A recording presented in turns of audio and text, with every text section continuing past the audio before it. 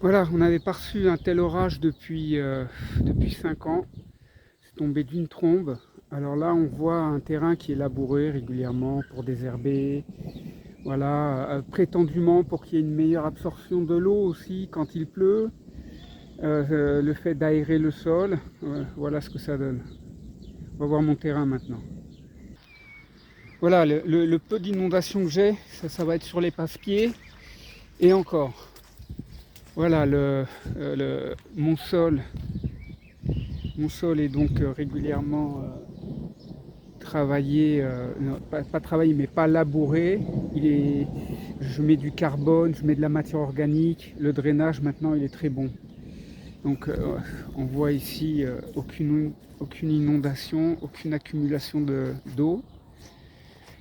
Bon, ça fait 3 ans qu'on est en sécheresse.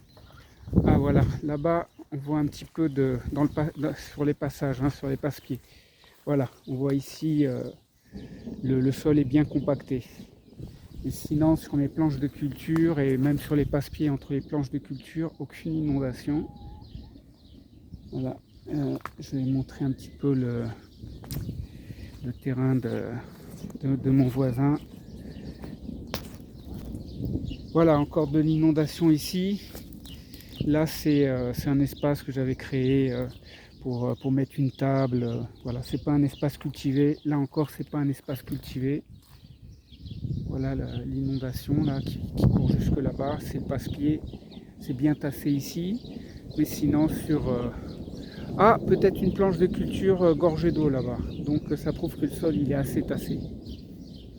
Ah, voilà une zone de mon terrain qui est gorgée d'eau. Voilà, bon là c'est pas cultivé, mais là c'est cultivé. Et, et mes planches sont inondées. Alors ces planches par ici, comme elles sont éloignées de la maison, c'est pas des planches que j'ai bien entretenues régulièrement, je les cultive pas toutes les années. Le sol il est encore assez ingrat, inondable, inondé. Euh, Ici c'est sur cette partie-là. Là j'ai une planche de culture, bah on est bien. Alors voilà, le voisin, c'est un lac. Carrément un lac. Un sol où on n'a jamais laissé pousser aucune herbe.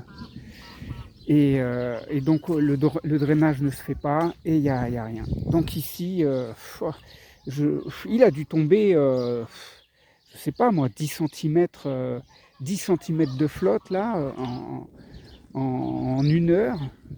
Un gros orage. Donc ma planche elle est inondée. C'est la première fois que je vois ça. Mais bon, comme je viens de le dire, là, c'est des planches que je ne cultive pas régulièrement. J'apporte pas beaucoup de matière organique, donc c'est pas extraordinaire. Voilà, je vais parler avec mon voisin, je le vois. Voilà, cette zone qui n'a pas bénéficié d'autant de soins que mes autres planches. Là, on est dans la zone 3. La zone 4, j'ai pas été voir. Allez, je vais aller voir. Voilà, je suis sur la zone 4. Alors le passe-pied il est bien inondé. Oh là là, j'ai bien 15 centimètres là de flotte là. Euh, et mes planches de culture sont ici. Donc on voit un peu sur les passe-pieds, c'est gorgé d'eau. Ma planche, ah bah, elle a bien. Mais bon, c'est un peu. Oh là là, voilà, oh là là, là-bas aussi. C'est bien inondé là. C'est la zone tout au fond de mon jardin, c'est la zone 4. Le drainage, il n'est pas extraordinaire. Bon, comparé à mon voisin, c'est un lac, hein, son terrain. Voilà, vraiment au fond du jardin. Autour des oliviers, j'ai une planche ici recouverte de branchages, de paille. Mais on voit qu'elle est gorgée d'eau aussi. Ouais, voilà, encore une planche entre les oliviers, mais on voit quand même que c'est inondé. Voilà, bon, les oliviers, ils vont pas se plaindre de toute cette eau qui est tombée, hein.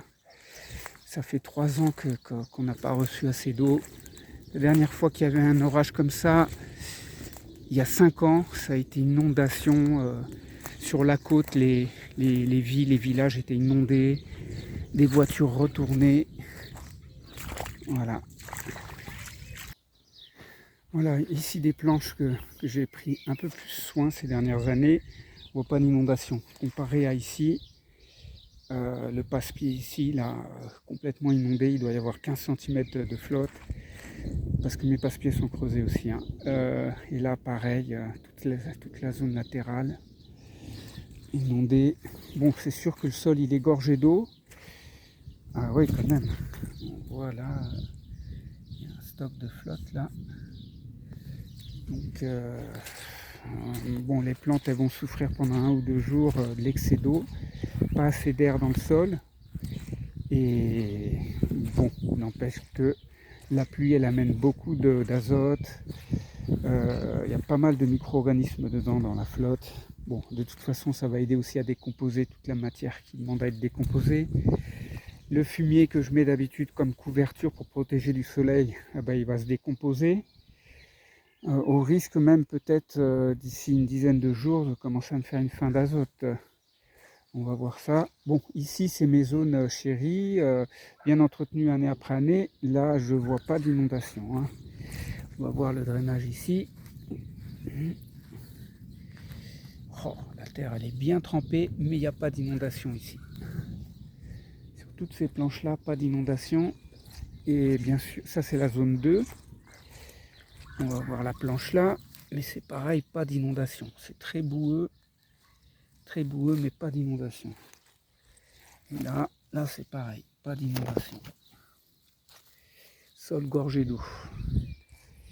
La zone et la zone 1, bon la zone 1 il n'y a pas de problème, c'est celle qui est plus proche de la maison, qui a le mieux été entretenue. Les poulets repartent au travail. Et voilà, non, là, aucune inondation. Là. Oh, putain, même c'est un peu sec encore le fumier. Bah, voilà, la couverture, une telle couverture pour protéger du soleil, bah, quand il pleut, le fumier a tendance à absorber l'eau et moins de réception dans le sol même. Hein. Voilà.